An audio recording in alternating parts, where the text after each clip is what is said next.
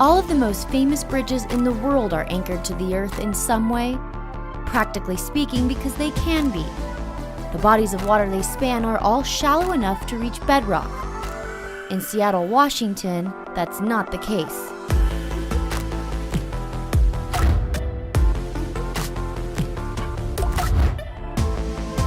Lake Washington, it separates Seattle from Bellevue, two of the Puget Sound region's most populous cities. But it's too deep for a suspension or a drawbridge, so in 1963 they created the Evergreen Point Floating Bridge. Here you see the original construction in 1963, and despite the inevitability of a replacement one day, it was still a big improvement, cutting commute times in half and increasing development in the once sleepy East Side Seattle communities. But with 1950s technology and more than 50 years out in the elements, along with explosive growth population and cars on the road, the old bridge had to be replaced.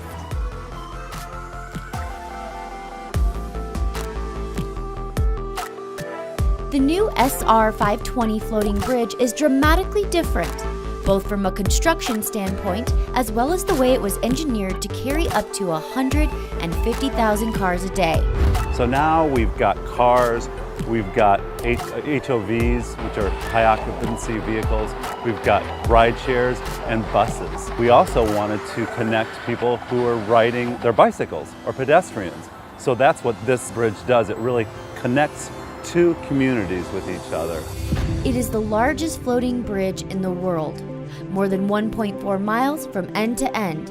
It now has 6 lanes rather than 4, and with an eye to the future, it also will eventually be able to accommodate a light rail.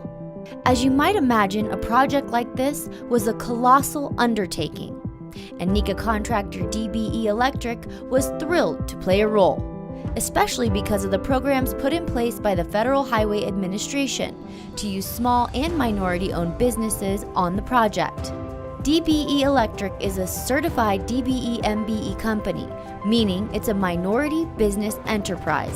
Whether you're owned by women, as in the case of mine, or a minority firm, it really allows that opportunity for a smaller firm to partner with a bigger firm. Having a project like this successfully completed gives me the opportunity to participate in pretty much any project here that I would like to. There's a lot of infrastructure to build out here, and I feel confident with this on my resume that my company can go after and pursue those projects with the bigger builders. We ended up doing all of the electrical systems from the pontoons on up, which includes all of the vehicular lighting, the signaling, the conduit that runs across the bridge, all the wire, the electronic signs, the gantries, the permanent and temporary toll systems and infrastructure. I did a lot of work on the sign bridges and the street lights, and I did some work up in the box girder. I also worked a lot with the operators on setting some of the heavier gear. I really enjoyed this project. I wish we could do it again. I did the permanent tolling, the temporary tolling, the VMSs, the illumination, and the ITS systems. Everything that you see that turns on out here, I pretty much had something to do with it. Saying that electricity and water don't mix is an understatement. And when you're running power across a floating bridge, you can imagine the list of challenges.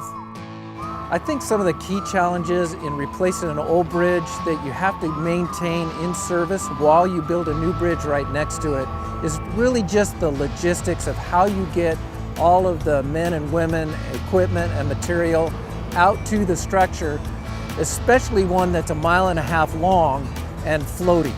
One of the bigger parts was running the conduits down the pedestrian barriers so we could get cables from one end of the bridge to the other.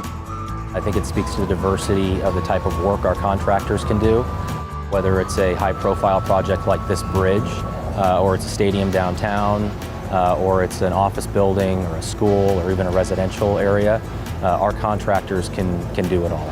As we were building this bridge, we talked a lot about individual responsibility of those working on the project.